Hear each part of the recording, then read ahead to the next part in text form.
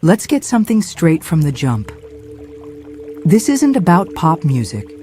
It's not about Billboard charts, sparkly bodysuits, or cat memes. It's about power, about manipulation, about how America's sweetheart, Taylor Swift, became the high priestess of cultural conformity, and how women like Candace Owens, whether you love her or hate her, tried to ring the alarm before it was too late. This is about the truth behind the girl boss mask. The evolution of a woman who turned from a quirky country singer into a calculated media puppet mistress, shaping politics, cancel culture, and feminine identity through a carefully curated image.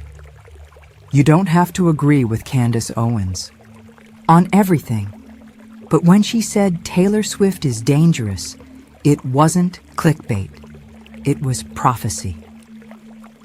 Chapter 1: The Rise of the Cult. Back in the day, Taylor Swift was the awkward underdog. She sang about high school crushes, loneliness, fairy tale dreams. People related. But over the years, something shifted. She didn't just grow up. She built an empire. And in that empire, disagreement is treason. Criticism is misogyny. And men? They're all disposable villains in her narrative. Taylor didn't just create a brand. She created a cult of personality so powerful, it weaponizes victimhood as virtue. She preaches empowerment while shaming dissent. That's not feminism. That's emotional tyranny. And when Candace Owens started calling it out, the mob came. Pitchforks, hashtags, digital guillotines. But Candace didn't flinch. Why? Because she saw what most fans refuse to admit.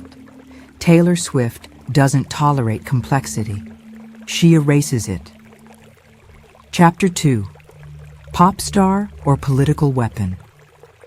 Let's talk influence.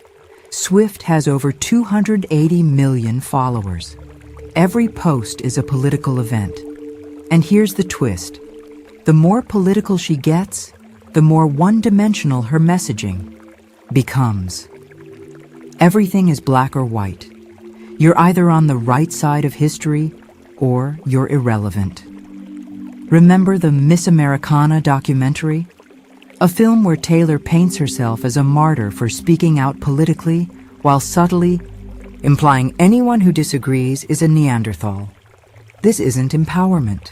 This is soft-core authoritarianism wrapped in glitter and feminism. Candace Owens pointed it out. Swift has become a megaphone for progressive groupthink. She rallies her fan base to become digital vigilantes, not to protect justice, but to cancel disagreement. And if you're a black woman like Candace who doesn't toe the progressive line, you're branded a traitor. Is that justice, or is it just another mean girl game with global consequences? Chapter 3: The Erasure of Complexity. Here's the real danger. Taylor Swift has mastered emotional propaganda. Her lyrics, her speeches, her tweets, they're built to bypass your logic and tap directly into your unresolved pain. Her genius isn't music. It's psychological marketing. She sells you a version of yourself where your pain makes you holy, where your ex is always the villain, and where your critics are always abusive. This is narcissism masquerading as empowerment. And when Candace said that, when she told young women to stop worshiping pain, to stop glamorizing victimhood, to start taking accountability, Swifties lost their minds because deep down, they don't want accountability. They want a queen to justify their inner chaos. Taylor delivers that flawlessly. But at what cost? Chapter 4: The Reinvention Game. Taylor reinvents herself every album. That's the genius, right? Wrong. Each era is a manipulation designed to hijack cultural energy and claim it as her own. From country to pop, from sexual awakening to political awakening, Taylor doesn't evolve. She adapts. Like a political candidate chasing demographics, not truth. Candace Owens saw this.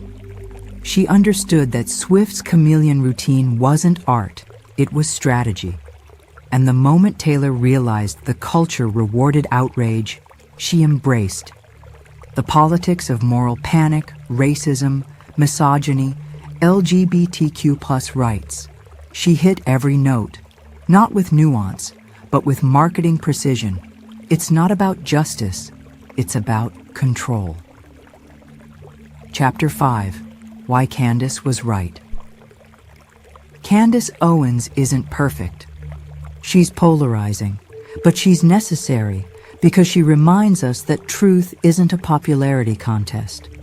And when she said that Taylor Swift was weaponizing her brand to silence dissent and infantilize women under the guise of empowerment, she wasn't wrong. She was early. Taylor Swift has become the voice of an empire that equates disagreement with hatred and silence with violence. That's not progress. That's oppression with a PR team, and it's working.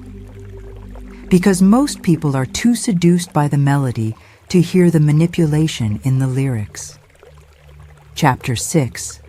The Dark Side of Feminine Power.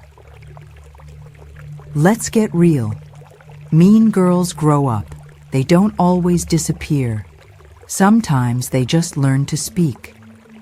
The language of virtue. They trade hallway gossip for Instagram statements. They swap eye rolls for activism, but their goal remains the same: control, status, domination. Taylor Swift isn't just a pop star. She's a template. And millions of young women are copying her, not her music, but her method, the art of passive aggression, the ritual of canceling, the fetishization of being wronged, the silent belief that the world owes you applause for your trauma. And Candace Owens? She disrupted the matrix. She said, no, you don't get to be a queen just because you were sad once. You don't get to silence people just because you got dumped. Chapter 7. Final Warning. We're watching the rise of a new kind of tyranny, not through brute force, but through emotional narratives, through curated victimhood, through influencers who cloak censorship in compassion. Taylor Swift is at the center of it. Whether she realizes it or not, she's become a mouthpiece for an ideology that weaponizes softness, shames complexity, and silences dissent. And Candace Owens? She was the first to call it what it was: psychological warfare dressed in sequins. This isn't about Swift versus Owens. This is about you. Who are you becoming in a culture that rewards emotional fragility and punishes free thought? Can you love music without surrendering your mind? Can you disagree with icons and still hold your dignity? Can you recognize when empowerment becomes manipulation? Taylor Swift is not your enemy, but she is not your savior either. Wake up before the glitter blinds you.